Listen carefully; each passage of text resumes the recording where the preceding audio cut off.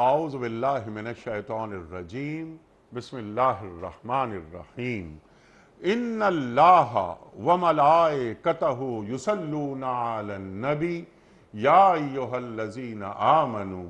صلوا علیہ وسلموا تسلیما اللہم صلی علی سیدنا و نبینا و شفیعنا و مولانا محمد وعلی آل محمد وبارک وسلم۔ محترم خواتین و حضرات، السلام علیکم۔ پیام صبح کے ساتھ ایک بار پھر حاضر میں ہوں آپ کا میزبان انیق احمد۔ خواتین و حضرات، جمعہ اور ہفتہ 2 دن سوال و جواب کے لیے ہوتے ہیں، آپ اور ہم جانتے ہیں۔ ان 2 دنوں میں ہم آپ کی جانب سے آئے ہوئے سوالات اپنے عہد کے ایک جید مفتی صاحب کی خدمت میں پیش کرتے ہیں اور ان سے حاصل کرتے ہیں اپنے سوالوں کا جواب قرآن و سنت کی روشنی میں۔ خواتین و حضرات، ہمارے جید علماء تشریف لاتے ہیں، مفتی صاحبان تشریف لاتے ہیں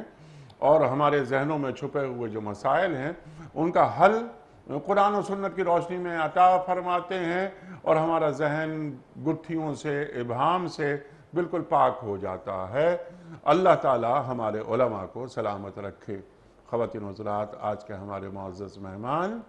محترم مفتی منیب الرحمان صاحب۔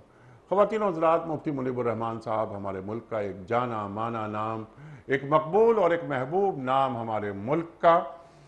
پیام صبح کا لازمی جز تشریف لاتے ہیں اور ہم مفتی صاحب سے ہمیشہ سیکھتے ہیں۔ خواتین و حضرات، مفتی صاحب کو خوش آمدید کہتے ہوئے پروگرام کا آغاز اللہ تعالیٰ کے بابرکت نام سے سورہ جمعہ اور آیت نمبر 9۔ اعوذ باللہ من الشیطان الرجیم بسم اللہ الرحمن الرحیم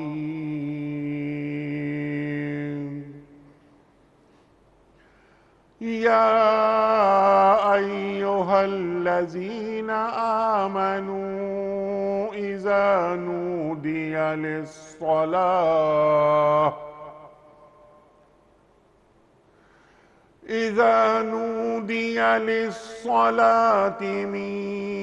يوم الجمعة فاسعوا إلى ذكر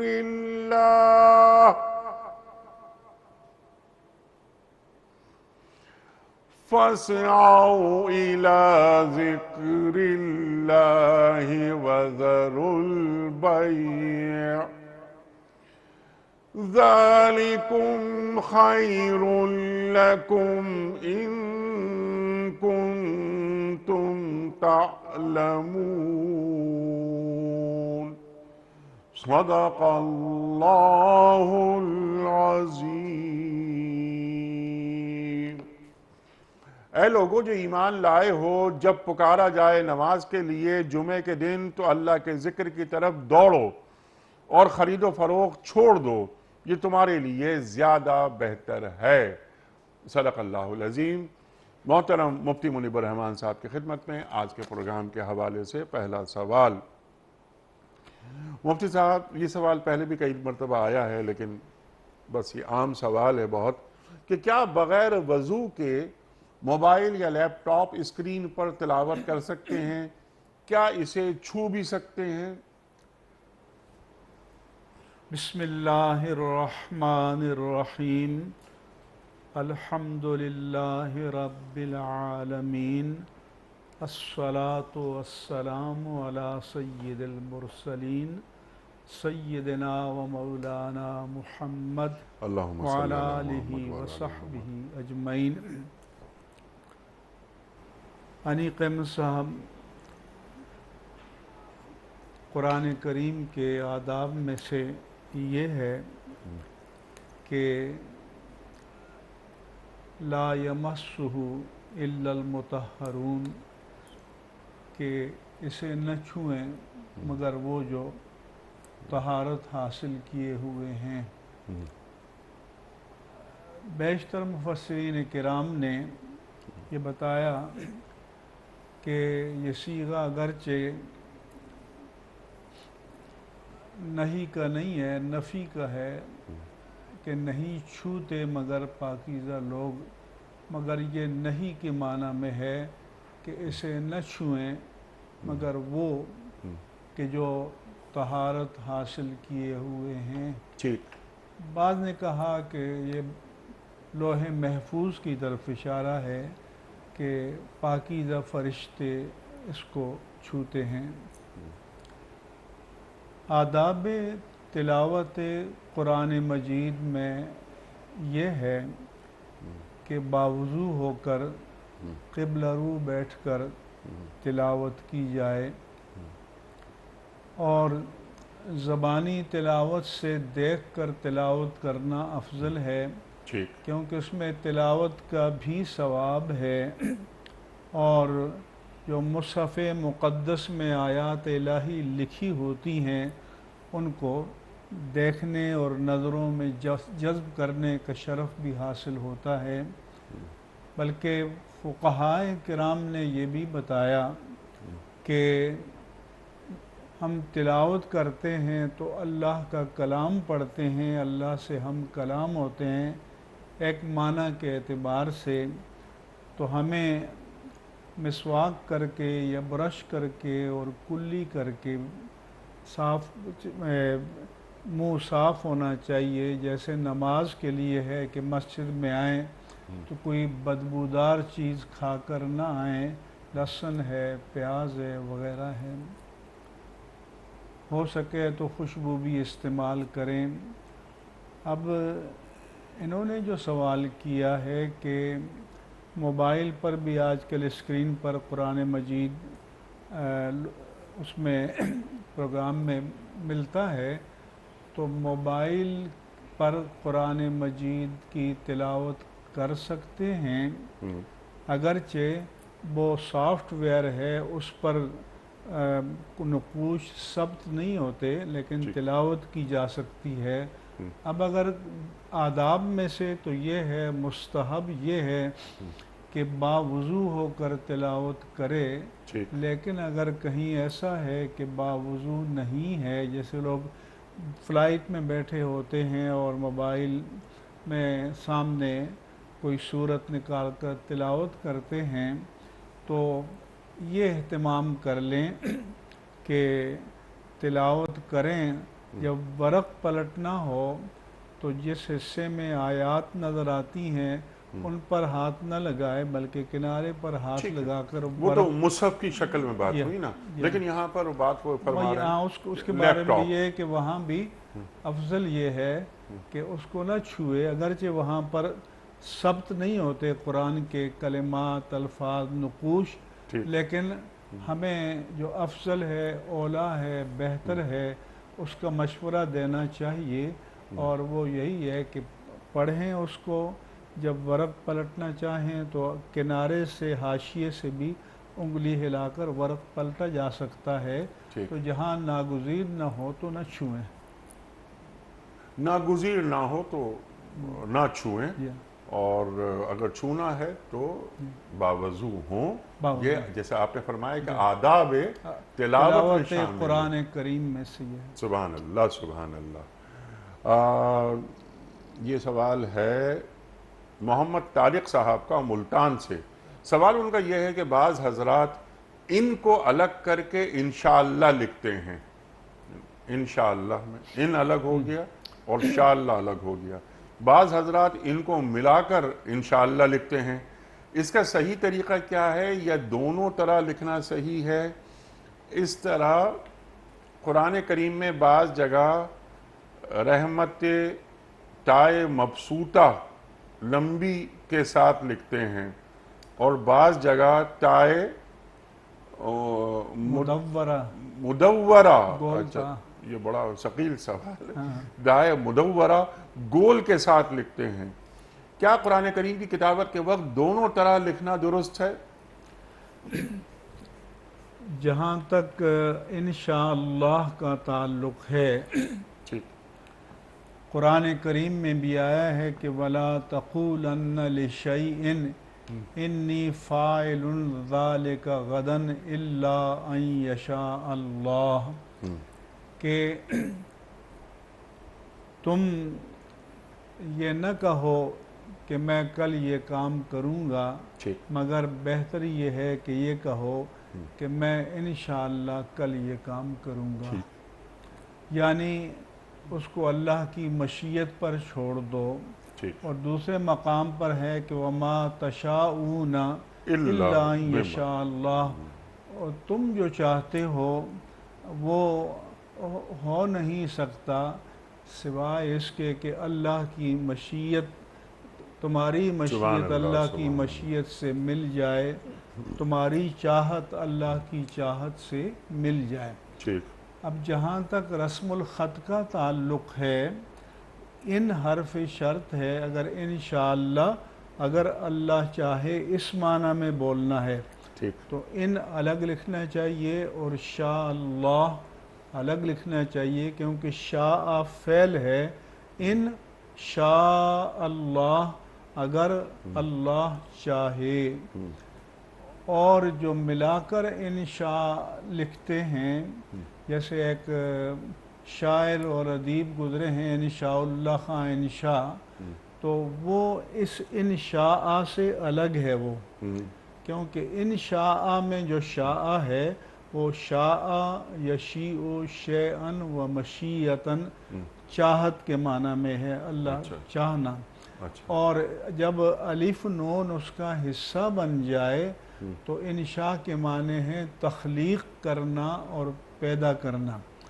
اس لیے جو کوئی ادب تخلیق کرے تو اسے انشاء پرداز کہتے ہیں۔ ٹھیک تو اس صورت میں پھر یہ ملا کر لکھا جائے گا، کیونکہ اس صورت میں انشاء کے معنی ہوں گے پیدا کرنا، اور انشاء اللہ کے معنی ہوں گے اللہ کی مخلوق اور اللہ کا پیدا کیا ہوا۔ ٹھیک لہذا بعض لوگ انشاءاللہ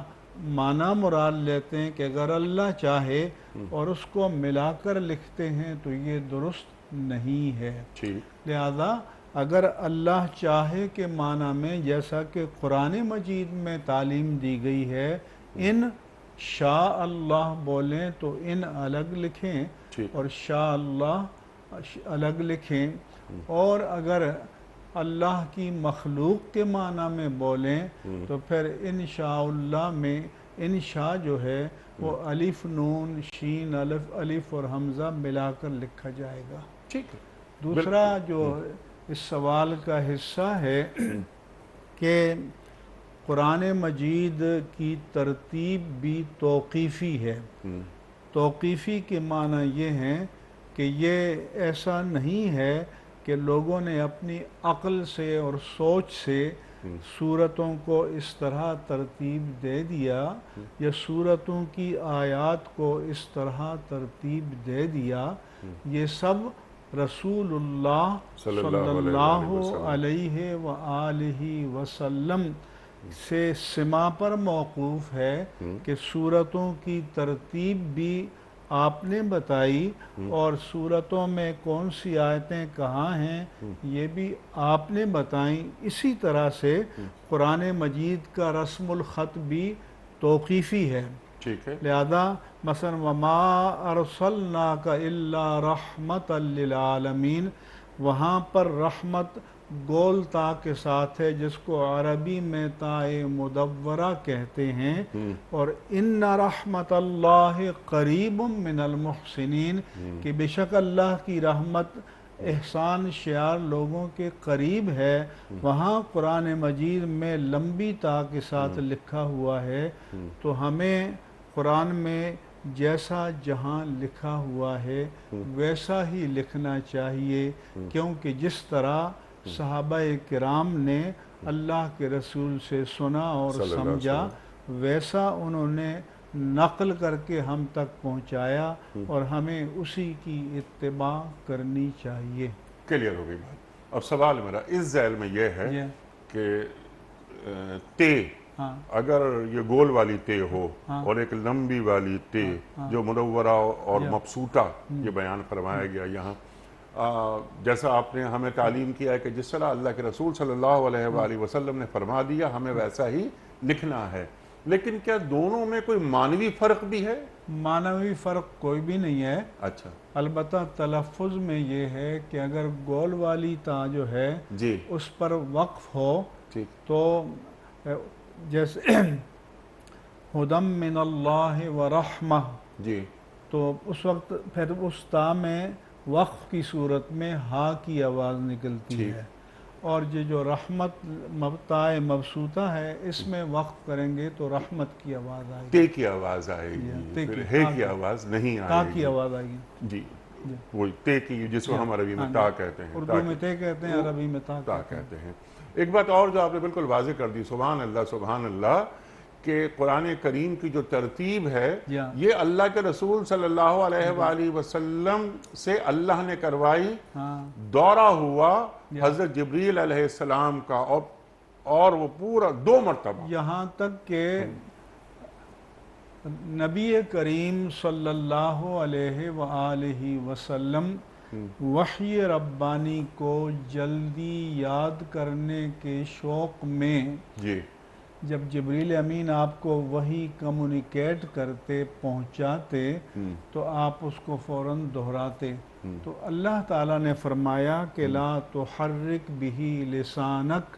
لتعجل بہ، اے حبیب مکرم صلی اللہ علیہ وسلم جلدی یاد کرنے کے شوق میں آپ زبان کو جلدی حرکت نہ دیا کیجئے، ان علینا جمعہ وقرآنہ، سبحان اس اللہ کا سبحان آپ اللہ کے سبحان سینے میں، آپ کے ذہن میں محفوظ کرنا اور آپ کی زبان پر جاری کرنا یہ آپ کا نہیں ہمارا کام ہے۔ فَإِذَا قَرَأْنَاهُ فَاتَّبِعْ قُرْآنَهُ، سو جب ہم پڑھ لیں یعنی ہمارا بھیجا ہوا فرشتہ پڑھ لے تو آپ اطمینان کے ساتھ، سکون کے ساتھ، قرار کے ساتھ اسے پڑھ لیا کیجئے۔ ثم ان علینا بیانہ، پھر اس کا بیان اور اس کے معنی کی وضاحت اللہ نے فرمایا کہ یہ بھی ہماری ذمہ داری ہے، لہذا یہ قرآن کوئی دیوان غالب یا دیوان حافظ نہیں ہے کہ جس کے جو جی میں آئے مطلب بیان کرے۔ اس قرآن کا مطلب سمجھنے کے لیے بھی ہمیں صاحب قرآن کے مکتب میں بیٹھنا ہوگا اور احادیث مبارکہ کی روشنی میں اس کے معنی اور مطالب کو جاننا ہوگا، اور ایک آیت میں یہ بھی ہے کہ جب آپ کی طرف وحی پہنچائی جائے تو آپ وحی کے ختم ہونے کے بعد اس کو دہرائیں، جلدی نہ کریں، کیونکہ اس قرآن کی حفاظت کا ذمہ اللہ نے اپنے ذمہ کرم پر لے رکھا ہے کہ اِنَّا نَحْنُ نَزَّلْنَا الذِّكْرَ وَإِنَّا لَهُ لَحَافِظُونَ، کہ ہم ہی نے ذکر یعنی قرآن کریم کو اتارا اور ہم ہی اس کی حفاظت کرنے والے ہیں۔ وَلَقَدْ يَسَّرْنَا الْقُرْآنَ لِلذِّكْرِ فَهَلْ مِن مُدَّكِرٍ، کہ ہم نے قرآن کو ذکر کے لیے، یاد کرنے کے لیے آسان کیا، سو کوئی ہے یاد کرنے والا، کوئی ہے جو اسے یاد کرے۔ سبحان اللہ سبحان اللہ سبحان اللہ سبحان اللہ۔ اس بات کی دوبارہ جو وضاحت میں نے آپ سے کروائی وہ اس لیے کہ آج یہ سوسائٹی میں یہ باتیں پھیلائی جاتی ہیں کہ یہ قرآن کریم کی ترتیب نعوذ باللہ نعوذ باللہ نعوذ باللہ اللہ کے رسول صلی اللہ علیہ وسلم نے خود نہیں فرمائی، آپ نے بالکل واضح کر دیا۔ ایک ترتیب نزولی ہے اور ایک ترتیب رسولی ہے، تو یہ قرآن کریم جو مصحف کی شکل میں ہمارے پاس ہے یہ ترتیب رسولی یہ ہے، ترتیب رسولی ہے، اور یہ اللہ کے رسول صلی اللہ علیہ وآلہ وسلم نے جبریل امین کے ساتھ بیٹھ کر پورا دورہ ہوا قرآن کریم اور کا۔ یہ ترتیب رسولی بھی تعلیم الہی کے نتیجے میں ہے، اللہ کا نمائندہ اور جبریل امین۔ اس کے معنی کا بھی بتایا کہ ثم ان علینا بیانہ، اور قرآن میں فرمایا کہ انا انزلنا الیک الکتاب، کہ بے شک ہم نے آپ کی جانب کتاب یعنی قرآن کریم کو نازل کیا، اور لتبین للناس ما نزل الیہم، تاکہ آپ کھول کر بیان کر دیں ان احکام کو جو ان کی جانب اتارے گئے ہیں۔ اسی لیے رسول اللہ صلی اللہ علیہ وآلہ وسلم نے فرمایا کہ یأتی علی الناس زمان رجل شبعان علی ریقتہ، کہ لوگوں پر ایک دور ایسا آئے گا کہ ایک شخص پیٹ بھرا ہوگا، اپنی مسند پر بیٹھا ہوگا، اور وہ یہ کہے گا کہ ما احل اللہ فی کتابہ فاحلوا وما حرم اللہ فی کتابہ فحرموا، جس چیز کو اللہ نے اپنی کتاب میں حلال قرار دیا ہے اسے حلال جانو اور حلال مانو، اور وما حرم اللہ فی کتابہ فحرموا، اور جس چیز کو اللہ نے اپنی کتاب میں حلال قرار دیا ہے اسے حرام قرار دیا اسے حرام مانو اور حرام جانو۔ اور پھر آپ نے فرمایا کہ الا وانی احرم الحمار الاہلی وذی ناب من السبع وذی مخلب من الطیور، کہ میں حرام قرار دیتا ہوں پالتو گدھے کو اور سامنے کے دانتوں سے شکار کرنے والے درندوں کو، جیسے کتا ہے، بلّا ہے، چیتا ہے، بھیڑیا ہے، شیر ہے، جو بھی ہے، اور ذی مخلب من الطیور، اور پنجوں سے شکار کرنے والے پرندوں کو میں حرام قرار دیتا ہوں۔ اور پھر یہ بھی قرآن نے بتایا کہ یہ جو محلل و محرم، حلال کرنے والا اور حرام قرار دینے والا، یہ اتھارٹی آپ کو اللہ ہی نے دی ہے کہ یحل لہم الطیبات ویحرم علیہم الخبائث۔ ایک حدیث پاک میں ہے کہ ایک صحابی ام یعقوب حضرت عبداللہ بن مسعود رضی اللہ عنہ کے پاس آئی، اور انہوں نے کہا کہ میں نے سنا ہے کہ آپ نے یہ بیان کیا کہ لعن اللہ الواشمات والمستوشمات والمتنمسات والنامسات والمتنمسات، کہ اللہ نے گودنے والی اور گدوانے والیوں، بال نوچنے والی، نچوانے والیوں، ان کے بولے والمغیرن خلق اللہ، اور اللہ کی خلق میں تبدیلی کرنے والیوں پر لعنت فرمائی ہے۔ تو انہوں نے کہا کہ یہ تو قرآن میں کہیں بھی نہیں ہے۔ تو حضور نے فرمایا کہ حضرت عبداللہ بن مسعود نے فرمایا اگر آپ نے قرآن کو توجہ سے پڑھا ہوتا تو آپ کو یہ قرآن میں مل جاتا۔ تو آپ نے فرمایا کہ تم نے قرآن میں نہیں پڑھا کہ ما آتاکم الرسول فخذوہ وما نہاکم عنہ فانتہوا، جو کچھ تمہیں رسول دیں اسے لے لو اور جس سے رسول روکیں اس سے رک جاؤ۔ تو یہ اتھارٹی اللہ پاک نے اپنے رسول کریم کو عطا کی ہے اور رسول کریم کو دی ہے۔ چنانچہ اس خاتون ام یعقوب نے عبداللہ بن مسعود نے فرمایا کہ آپ کی اہلیہ تو یہ سب کرتی ہیں۔ انہوں نے کہا کہ میرے گھر جا کر دیکھ لو، اگر وہ یہ سارے کام کر رہی ہوتی تو میں ان کے ساتھ تعلق کبھی قائم نہ کرتا۔ پھر جب اندر جا کر دیکھا تو واقعی جیسے حضرت عبداللہ بن مسعود رضی اللہ عنہ نے فرمایا تھا ان کے گھر والے ویسے ہی تھے۔ سبحان اللہ سبحان اللہ سبحان اللہ سبحان اللہ۔ کلیئر ہو گئی بات کی ہے۔ نصیر احمد صاحب ہیں، سوال ان کا یہ ہے کہ ہمارے ہاں ناظرہ اور حفظ قرآن کے بچوں کو 6 کلمے یعنی وہ 6 کلمے اور ایمان مجمل اور ایمان مفصل پڑھایا جاتا ہے، کیا یہ قرآن و سنت سے ثابت ہے؟ انیق احمد صاحب اس سوال کا کوئی آبجیکٹیو انداز میں جواب جیسے ہاں یا نہ میں ہوتا ہے وہ نہیں پوچھنا چاہے تو ظاہر ہے کہ یہ قرآن و سنت سے اس ترتیب کے ساتھ ثابت نہیں ہیں، لیکن جو کچھ ان میں ہے وہ سب قرآن و سنت سے ثابت ہے، کیونکہ ایمان مجمل کے معنی ہیں کہ اجمالاً بیان کرنا کہ ایمان کیا ہے۔ تو یہ جو کچھ ایمان مجمل اور ایمان مفصل میں ہے وہ بھی درست ہے، اور جو کچھ 6 کلموں میں ہے وہ بھی درست ہے، اور ان سب کی اصل قرآن و سنت میں موجود ہے۔ ایمان مجمل یہ ہے کہ آمنت باللہ کما ہوا باسمائہ وصفاتہ وقبلت جمیع احکامہ اقرار باللسان وتصدیق بالقلب، جی کہ میں ایمان لایا اللہ کی ذات پر جیسا کہ وہ اپنے اسماء و صفات میں ہے، اور میں نے اس کے تمام احکام کو قبول کیا، اور اس بات کی میں زبان سے اقرار کرتا ہوں اور دل سے تصدیق کرتا ہوں۔ تو یہ توحید کا تو صراحتاً ذکر ہے، لیکن جب ہم نے اس میں کہا کہ قبلت جمیع احکام ہی، سارے احکام کو قبول کیا، تو اللہ کے احکام میں ساری ایمانیات بھی آ گئے، عبادات بھی آ گئے، معاملات بھی آ گئے، اخلاقیات بھی آ گئے، کیونکہ دین ان تمام شعبوں پر محیط ہے۔ ٹھیک، جہاں تک ایمان مفصل کا تعلق ہے کہ اس میں ہے کہ آمنت باللہ وملائکتہ وکتبہ ورسلہ والقدر خیرہ وشرہ من اللہ تعالی، اور کہ ایمان لایا میں اللہ پر اور اس کے ملائک پر اور اس کی کتابوں پر اور اس کی رسولوں پر اور تقدیر پر،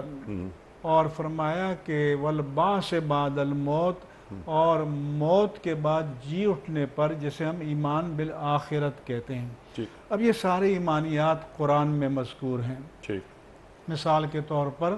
سورہ بقرہ ہی میں ہے کہ والذین یؤمنون بما انزل الیک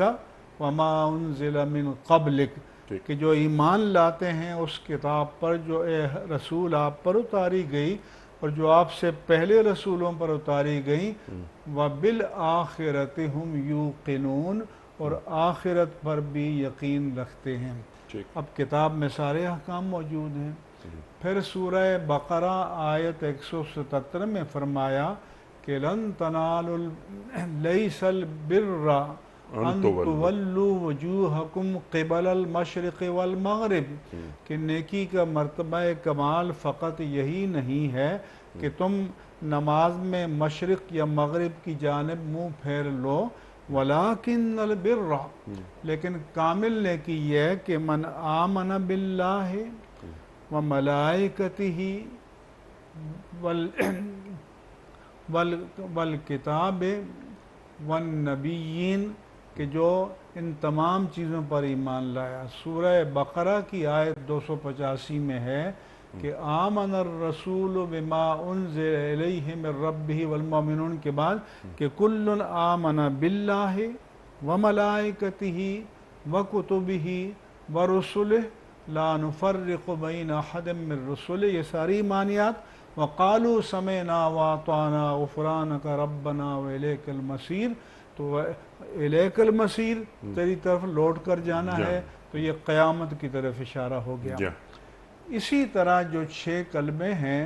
کہ جس کو ہم پہلا کلمہ کہتے ہیں کہ لا الہ الا اللہ محمد الرسول اللہ، تو یہ اس ترتیب کے ساتھ قرآن میں ایک جگہ تو نہیں ہے، لیکن لا الہ الا اللہ قرآن میں سورہ صافات میں بھی ہے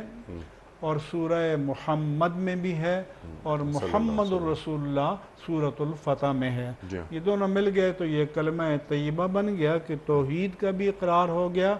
رسالت کا بھی ہو گیا۔ جب رسالت کو ہو گیا تو یہ ساری تعلیمات رسول اللہ اس سب پر محیط ہو گیا۔ پھر دوسرا کلمہ کہ اشہد ان لا الہ الا اللہ واشہد ان محمدًا عبدہ ورسولہ، یہ چیزیں بھی ساری قرآن میں موجود ہیں۔ تیسرا کلمہ کہ سبحان اللہ والحمد للہ ولا الہ الا اللہ واللہ اکبر وللہ الحمد، یہ ساری تسبیحات قرآن میں ہیں۔ ولا حول ولا قوة الا باللہ العلی العظیم۔ چوتھا کلمہ جس کو کلمہ توحید کہتے ہیں کہ لا الہ الا اللہ وحدہ لا شریک لہ لہ الملک ولہ الحمد یحیی ویمیت وہو حی لا یموت ابدا ابدا بیدہ الخیر انہ علی کل شیء قدیر۔ تو اس میں توحید کا ذکر ہے، یہ سب قرآن اور سنت میں تفصیل سے بیان کیا گیا۔ پانچویں کلمے کو استغفار کہتے ہیں کہ استغفر اللہ من کل ذنب اذنبتہ عمدا او خطأ سرا او علانیتا ومن الذنب الذی اعلم ومن الذنب الذی لا اعلم، کہ اے اللہ میں نے جو گناہ قصداً کیا، جو خطاً کیا، ظاہراً کیا، جب پوشیدہ کیا، جس کو میں جانتا ہوں وہ بھی، جس کو مجھے نہیں جانتا، ان سب کو تو معاف کرتے۔ استغفرک واتوب الیک، میں تیری بارگاہ میں توبہ کرتا ہوں۔ یہ سارے کلمات قرآن سے بھی مطلوب ہیں، حدیث میں بھی ہیں۔ اسی طرح سے چھٹا کلمہ رد کفر، کہ اللہم انی اعوذ بک من الکفر والشرک والغیبت والنمیمت والفواحش والمعاصی کلہا، تو ساری معصیتوں سے کو بندہ رد کرتا ہے اور اللہ تعالیٰ کی پناہ چاہتا ہے کہ ان سے کفر و شرک اور یہ اخلاق خبیثہ سے بچا کر رکھے۔ تو یہ جس نے بھی ترتیب دیے ہیں بہت اچھی ترتیب دی ہے، بہت اچھی چیز ہے، اس کو پڑھنا چاہیے، یاد کرنا چاہیے، برکت ہے، اور یہ قرآن و حدیث کے منشا کے عین مطابق ہے۔ سبحان اللہ سبحان اللہ سبحان اللہ سبحان اللہ۔ پورے 6 کلمے آپ نے بالکل واضح کر دیے کہ ان کلموں میں کیا کیا بیان کیا گیا ہے، اور وہی بیان کیا گیا ہے جو قرآن کریم میں بیان کیا جا رہا ہے، جو حدیث میں ہے، جو حدیث میں بیان کیا جا رہا ہے۔ سبحان اللہ سبحان اللہ۔ مفتی صاحب سوالات بہت سارے ہیں، لیکن کچھ ویڈیو کوئسچنز جو ہم نے یہاں پاکستان کے مختلف شہروں میں کھڑے ہو کر ریکارڈ کیے ہیں عوام الناس سے، وہ آپ کی خدمت پہ رکھتے ہیں۔ پہلا سوال مفتی صاحب کے لیے۔ السلام علیکم مفتی صاحب، میرا سوال آپ سے یہ ہے کہ ایک نابالغ لڑکا جو وہ نماز کے مسائل تو جانتا ہو، کیا وہ جمعے کا خطبہ دے سکتا ہے اور امامت کوئی اور کروائے؟ ایسا تو ہو سکتا ہے، اب افضل تو یہی ہے کہ جو خطبہ دے وہی امامت کرے، لیکن کوئی ایسی صورت پیش آ جائے کہ خطبہ کوئی اور دے اور نماز کوئی اور پڑھائے تو ایسا ہو سکتا ہے، لیکن نابالغ سے نہ امامت کرانی چاہیے نہ خطبے کے لیے کھڑا کرنا چاہیے۔ بالکل ٹھیک ہے، نابالغ سے نہ خطبہ پڑھوانا چاہیے نہ امامت کروانی چاہیے، بالکل واضح ہے۔ خطبہ جو ہے یہ اسلام کی شان ہے، یہ خطبہ اللہ کے پیارے رسول صلی اللہ علیہ وآلہ وسلم خود ارشاد فرمایا کرتے تھے، پھر آپ کے بعد خلفائے راشدین اس ذمہ داری کو انجام دیتے تھے، بعد میں ملوکیت آئی تو تب بھی خلفاء طویل عرصے تک خطبہ دیتے رہے، اس کے بعد بہت ادوار آئے تو اچھے وقی صالح علماء فقہا خطبہ دیتے رہے، تو اس لیے نابالغ سے نہیں دلانا چاہیے، نہیں پڑھوانی چاہیے۔ اچھا مفتی صاحب، بعض جگہ ہم دیکھتے ہیں، یہاں کراچی میں ہم نے کئی جگہ دیکھا ہے کہ ایک بچہ تراویحیں پڑھاتا ہے اور وہ 6 روزہ اور 10 روزہ وغیرہ وغیرہ، تو کیا ایک نابالغ تراویح کی نماز پڑھا سکتا ہے؟ امام بالغ ہونا چاہیے، امام بالغ ہونا چاہیے، سمپل ہے کہ امام بالغ ہونا چاہیے۔ تاہم اگر کوئی لوگ گھروں میں نوافل پڑھیں، جیسے 10-12 سال کے بچے ہوتے ہیں یا 13-14 سال کے بالغ نہیں ہوا، تو گھروں میں پڑھنا چاہیں تاکہ منزل یاد ہو نوافل میں تو ٹھیک ہے، لیکن باقاعدہ نمازوں میں امام بالغ ہونا چاہیے، باقاعدہ نمازوں میں امام بالغ ہونا چاہیے۔ کلیئر۔ اگلا سوال مفتی صاحب کے لیے۔ السلام علیکم مفتی صاحب، میرا سوال یہ ہے کہ کیا شریعت میں وصیت کی کیا اہمیت ہے، اور اگر شریعت میں وصیت پر عمل نہ کیا جائے تو کیا گناہ ہوگا؟ وصیت حنیقمت صاحب، وصیت تو یہ ہے کہ انسان اپنی وہ خواہش جو اپنی موت کے بعد نافذ کرنا چاہتا ہے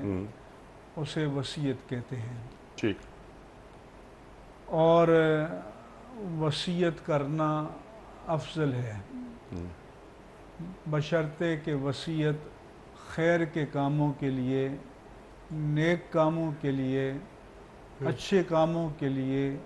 صدقات جاریہ کے لیے کی جائے، اور حرام کام کے لیے وصیت کرنا حرام ہے، معصیت کے کاموں کے لیے وصیت کرنا معصیت ہے، اور تو حرام اور معصیت کی وصیت پر عمل کرنا بھی ناجائز ہے، اور اگر جائز کاموں کی وصیت کی ہے تو جائز ہے۔ البتہ جیسے بعض لوگ کہتے ہیں کہ فلاں شخص میرے جنازے میں شریک نہ ہو، تو آپ اپنی موت کے بعد ایسا حکم نافذ نہیں کر سکتے جو منشاء شریعت کے خلاف ہو، کیونکہ جنازہ اللہ کی عبادت ہے، تو کوئی پڑھنا چاہے تو اسے روک نہیں سکتے۔ ٹھیک۔ البتہ اگر مالی وصیت کرنا چاہتا ہے تو اپنے جو مال چھوڑ کر جا رہا ہے زیادہ سے زیادہ اس کی تہائی مقدار تک وصیت کر سکتا ہے، یعنی تہائی سے کم یا کل تہائی مقدار تک۔ ٹھیک۔ اگر اس سے زائد کی کرے گا تو وہ وصیت نافذ نہیں ہوگی، سوائے اس کے کہ اس کے ورثاء اس کے احترام میں اتفاق رائے سے وصیت کو نافذ کر دیں، بشرطے کہ سب کے سب بالغ ہوں۔ مثلاً اگر وصیت کی ہے اپنے مال میں 1/3 سے زیادہ تر کا کسی مسجد میں دینا، کسی مدرسے کو بنانا، کوئی رفاہی کام کرنا، تو اگر کچھ اس کے وارث نابالغ ہیں اور کچھ کرنا چاہتے ہیں تو اپنے حصے میں تو کر سکتے ہیں، نابالغ کے مالک میں کے حصے میں تصرف نہیں کر سکتے۔ اب اگلا سوال جو ان کا تھا کہ کیا وصیت پر عمل کرنا ضروری ہے، تو پہلے میں نے عرض کر دیا ہے کہ معصیت کی وصیت پر عمل کرنا نہ صرف یہ کہ ضروری نہیں ہے بلکہ معصیت ہے، ہرگز نہیں کرنا چاہیے۔ اور جو خیر کے کام ہیں تو ان وصیتوں پر عمل کرنا چاہیے، اچھی بات ہے۔ اور مالی وصیت کی ہے اپنے ترکے سے تو وہ عذر شریعت اگر 1/3 ترکے کے اندر ہے تو اسے نافذ کرنا چاہیے، نافذ ہونا چاہیے۔ اگر وارث نافذ نہیں کریں گے اور اس مال کو خود ہی سمیٹ لیں گے، ہڑپ کر لیں گے، تو یہ خیانت ہوگی۔ اللہ نے قرآن پاک میں فرمایا وَتَأْكُلُونَ التُّرَاثَ أَكْلًا لَمًّا وَتُحِبُّونَ الْمَالَ حُبًّا جَمًّا، کہ تم ساری وراثت کے مال کو ہڑپ کر جاتے ہو، تمہیں مال سے بڑی محبت ہے۔ تو ایسا نہیں ہے، بلکہ جو اس نے وصیت کی ہے تو اس وصیت کو شریعت کی حدود میں رہتے ہوئے نافذ کرنا چاہیے۔ سبحان اللہ، سبحان اللہ۔ اور مفتی صاحب، کیا ہمارا دین یہ بھی تعلیم کرتا ہے کہ 3 دن ایسے نہ گزرے زندگی کے کہ وصیت نہ لکھی ہو؟ ہاں، وہ اس لیے فرمایا کہ جیسے کسی کا قرض ہے تو ادا نہیں کیا تو اس کی وصیت بھی کرنی چاہیے، کسی کے حقوق ہیں تو اس کی وصیت بھی کرنی چاہیے۔ اس پر حج فرض تھا لیکن اس نے اپنی زندگی میں ادا نہیں کیا تو حج بدل کی وصیت کرنی چاہیے۔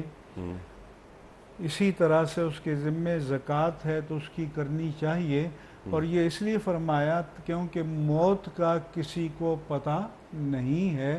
تو ہمارے ہاں وصیت فرض تو نہیں ہے، مغرب میں تو اس لیے لازمی ہے کہ وہاں وراثت کے قوانین نہیں ہیں، جو کوئی اپنی ول چھوڑ کر جاتا ہے اس پر عمل ہوتا ہے۔ تو ہمارے ہاں اگر بالفرض کسی نے وصیت نہیں کی تو تب بھی اللہ تعالیٰ کا قانون وراثت موجود ہے، اس کے مطابق اس کے چھوڑے ہوئے مال میں سے ہر وارث کو اپنا مقررہ حصہ مل جائے گا، لیکن خیر کے کاموں میں اور اچھے کاموں کے لیے، صدقات جاریہ کے لیے وصیت کرنا افضل ہے، مستحسن ہے، اچھی بات ہے۔ سبحان اللہ، سبحان اللہ۔ اور بہتر یہ ہے کہ آدمی زندگی میں کر جائے اور ایسا نہ ہو کسی کو گواہ بھی بنا لے، کیونکہ بعض اوقات کسی ایک وارث کو بتایا ہوتا ہے، یا ایک وارث کہتے ہیں کہ بھئی میرے حق میں یہ وصیت کی تھی، تو اس بارے میں میں عرض کر دوں جی کہ لا وصیت لوارث، ٹھیک، کہ اگر وصیت غیر وارث کے حق میں ہے تو وہ معتبر ہوگی، لیکن وہ جو ترکے میں سے حصہ پانے والے ہیں ان میں سے کسی کے حق میں وصیت ہے تو وہ نافذ نہیں ہوگی، کیونکہ اللہ کے رسول صلی اللہ علیہ وآلہ وسلم نے فرمایا کہ وارث کے حق میں وصیت معتبر نہیں ہے، کیونکہ اس سے اللہ نے جو ورثاء کے حصوں میں جو ایک تناسب، ایک ریشو، ایک پروپورشنیٹ مقرر کیا ہے، وہ ڈیمیج ہو جائے گا، وہ متاثر ہو جائے گا۔ اس لیے اللہ کے رسول نے وارث کے حق میں وصیت کو باطل قرار دیا، نل اینڈ وائڈ قرار دیا، اور اس پر عمل نہیں ہوگا۔ بالکل ٹھیک ہے، جو کہ قرآن کریم میں بیان کر دیا گیا ہے، سورۃ النساء میں تفصیل سے بیان آ گیا۔ وصیت کے حوالے سے اور بہت ساری باتیں ہیں، لیکن کیونکہ پروگرام بھی کئی ہم کر چکے ہیں وصیت کے حوالے سے، تو میرے خیال ہے کہ تمام بنیادی باتیں آپ نے واضح کر دی ہیں۔ اگلا سوال مفتی صاحب کی خدمت میں۔ پروردگار بہروبر، السلام علیکم مفتی صاحب، میرا سوال یہ ہے کہ انسان کو اپنی اصلاح کے لیے کیا طریقہ اختیار کرنا چاہیے؟ قرآن کریم میں اللہ تعالیٰ نے کیا ہدایت بیان کی ہے؟ مفتی صاحب یہ سوال تو چھوٹا لگتا ہے، چھوٹا سا سوال، لیکن یہ اصل میں بہت بڑا سوال ہے نا۔ اب وہ اصلاح نفس کی بات کریں یا بہت ساری باتیں، ارشاد۔ پہلی بات تو یہ ہے انیق احمد صاحب کہ آج کل احتساب کی بہت بات ہو رہی ہے، اکاؤنٹیبلٹی کی۔ جی ہاں۔ تو قرآن مجید میں اللہ نے فرمایا کہ سورۃ القیامہ میں ہے کہ بل الانسان علی نفسہ بصیرہ ولو القی معاذیرہ، انسان خود آگاہ ہے، انسان اپنے نفس کے بارے میں کسی دوسرے شخص سے زیادہ بہتر جانتا ہے، خواہ وہ اپنی بے عملیوں یا بدعملیوں کے لیے کتنے ہی عذر تراشتا پھرے، لیکن اندر سے جانتا ہے کہ معاملہ کیا ہے۔ تو اس لیے دوسرے تو ظاہر کو جانیں گے اور شریعت کے احکام کا اطلاق ظواہر پر ہوتا ہے، لیکن بندہ اپنے باطن کو بھی جانتا ہے، لہذا وہ اپنی خوبیوں کو، اپنی خامیوں کو، اپنی اچھائیوں کو، اپنی برائیوں کو کسی اور کے مقابلے میں زیادہ بہتر طور پر جانتا ہے۔ اس لیے فرمایا حاسبو قبل ان تحاسبو، تم خود اپنا حساب کر لو قبل اس کے کہ آخری عدالت میں تمہارا حساب کیا جائے۔ اور اسی لیے اللہ تبارک و تعالی نے سورۃ القیامہ میں فرمایا کہ لا اقسم بیوم القیامہ، اللہ نے فرمایا کہ میں قیامت کے دن کے حق ہونے کی قسم فرماتا ہوں، ولا اقسم بالنفس اللوامہ، اور میں انسان کے نفس لوامہ یعنی ضمیر کی قسم فرماتا ہوں، کیونکہ اللہ تعالیٰ نے ہمارے نفس میں ایک ایسا موٹیو، ایک ایسی حس، ایک ایسا جذبہ رکھا ہے کہ انسان اگر کوئی گناہ کرتا ہے تو وہ اس کو روکتا ہے، اس کو ٹوکتا ہے، اس کو وارن کرتا ہے، اس کو متوجہ کرتا ہے۔ اور اس لیے حدیث پاک میں اللہ کے پیارے رسول صلی اللہ علیہ وآلہ وسلم سے پوچھا گیا کہ یا رسول اللہ صلی اللہ علیہ وسلم نیکی کیا ہے؟ آپ نے فرمایا کہ البر حسن الخلق، نیکی اچھے اخلاق کا نام ہے۔ پوچھا گیا کہ گناہ کیا ہے؟ فرمایا کہ الاسم ما حاک فی نفسک، گناہ وہ ہے جو تمہارے دل میں کھٹکے، جس کی چبھن، جس کی کڑھن محسوس ہو۔ پھر پوچھا گیا کہ اگر ہم یہ جاننا چاہیں کہ ہمارے اندر ایمان ہے یا نہیں ہے، تو فرمایا کہ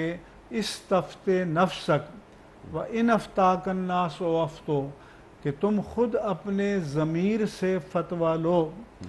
اپنے ضمیر سے پوچھو، تو تمہارا ضمیر اگر صالح ہے، مر نہیں گیا، تمہیں بتا دے گا کہ تم نے کیا کیا غلط کام کیے گئے۔ لوگ تمہیں کچھ بھی فتویٰ دیتے پھریں۔ اور پھر آپ نے فرمایا کہ گناہ وہ کیا ہے کہ ترددت الیہ صدر، تو کہ تمہارے دل میں کھٹک محسوس ہو، دل میں اطمینان نہ ہو، تو اس کام کو نہ کرو۔ تو اس لیے بندے کو اپنی اصلاح کیسے کرنی چاہیے، اس کے لیے ہمارے پاس سب سے بڑا فارمولہ اور ضابطہ حیات اللہ کا کلام ہے، قرآن مجید، پھر اللہ تعالیٰ کے پیارے رسول صلی اللہ علیہ وآلہ وسلم کے فرامین عالیہ ہیں، آپ کے ارشادات ہیں، آپ کی احادیث مبارکہ ہیں، آپ کی سنت جلیلہ رفیہ ہے، اور اس کے بعد پھر ہمارے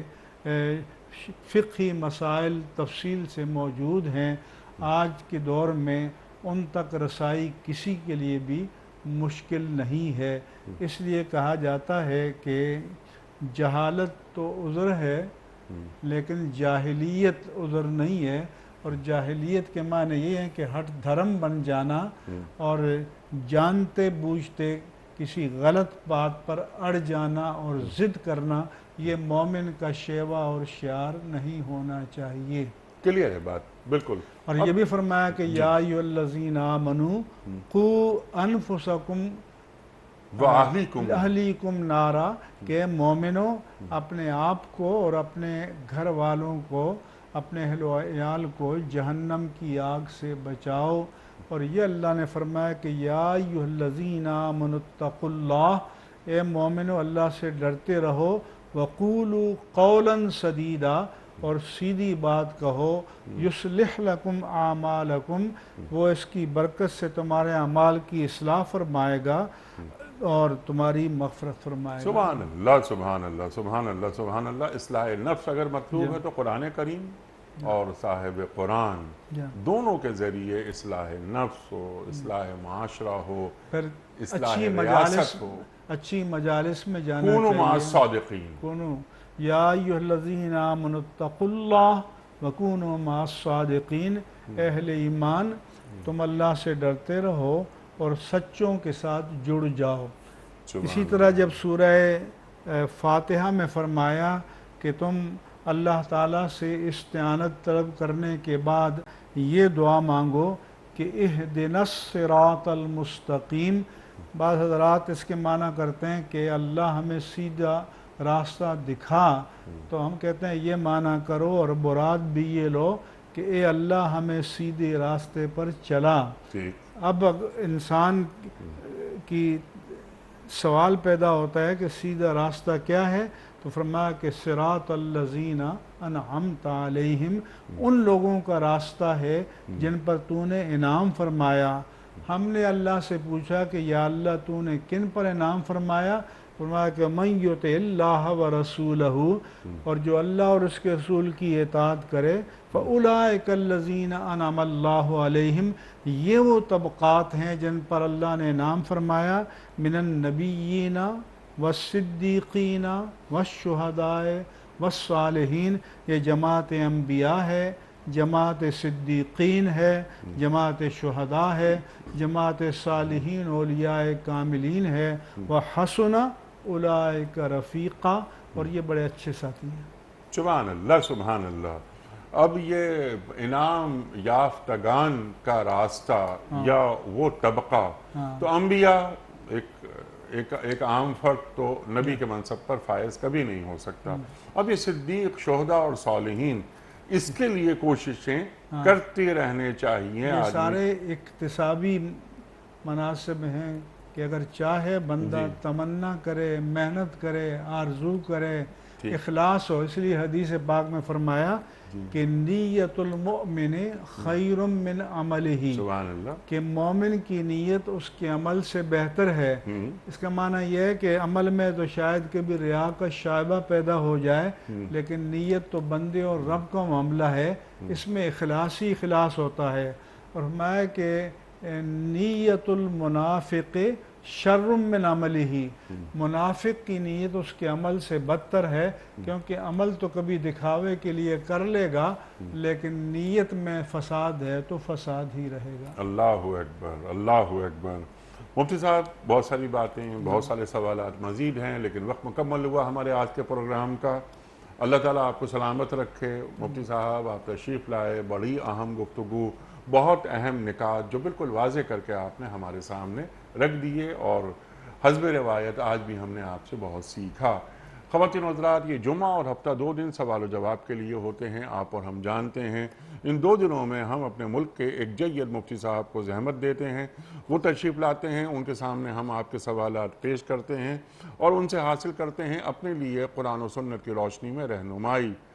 ہمارے علماء، جو ہم بار بار ایک بات کہتے ہیں اور ہم چاہتے ہیں آپ اس پر آمین کہیں، کہ ہمارے علماء کو اللہ تعالیٰ سلامت رکھے اور اسی طرح یہ ہماری جو ذہنی پرورش ہے وہ کرتے رہیں، ہماری علمی پرورش یہ کرتے رہیں۔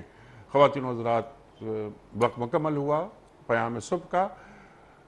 پیام صبح کا اختتام ہوتا ہے روزانہ ایک قول پر، اور وہ قول ہوتا ہے صاحب نہج البلاغہ امیر المومنین حضرت علی مرتضیٰ کرم اللہ وجہہ کا۔ خواتین و حضرات، آج کا قول کیا فرما رہے ہیں امیر المومنین، کہ جب تم دل میں کسی نیک کام کا ارادہ کرو تو اس کا عہد کرو اور اسے کر گزرو۔ جب تم دل میں کسی نیک کام کا ارادہ کرو تو اس کا عہد کرو اور اسے کر گزرو۔ سبحان اللہ، سبحان اللہ۔ اپنے میزبان انیق احمد کو کل تک کے لیے اجازت دیجیے۔ خدا حافظ۔